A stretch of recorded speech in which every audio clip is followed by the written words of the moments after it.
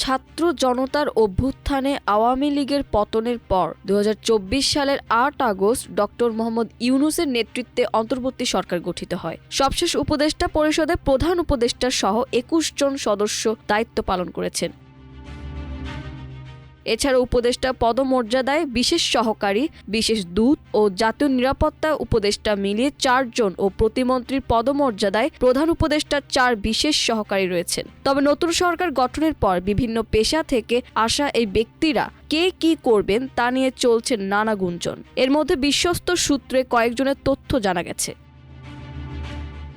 Doctor Mohammad Yunus শেষ বৈঠকের পর সংবাদ সম্মেলনে প্রধান উপদেষ্টার প্রেস সচিব শফিকুল আলম জানিয়েছেন, দায়িত্ব শেষে অধ্যাপক ইউনূস অবসর নেবেন না। তিনি আগের মতো সামাজিক ব্যবসা, ক্ষুদ্র ঋণ ও 3-0 ভিশন নিয়ে দেশ বিদেশে কাজ ও বক্তব্য অব্যাহত রাখবেন। দারিদ্র্য বিমোচন ও পরিবেশ ইস্যুতেও সক্রিয় থাকবেন।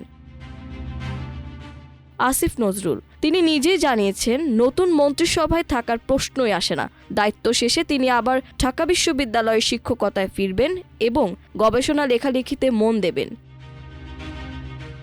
আলী ইমাম মজুমদার দায়িত্ব শেষে সামাজিক সাংস্কৃতিক সংগঠন ও গণমাধ্যমে সম্পৃক্ত থাকবেন। আগের মতো কলাম লেখালেখিও করবেন।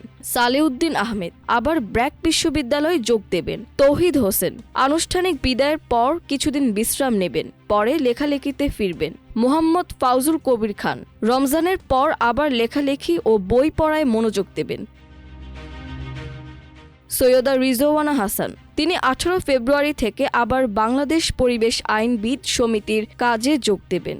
শারমিন এস মুর্শিদ তিনি ব্রতিতে ফিরে মানবাধিকার ও জুলাই গণ অভ্যুত্থানে যুক্ত নারীদের নিয়ে কাজ করবেন।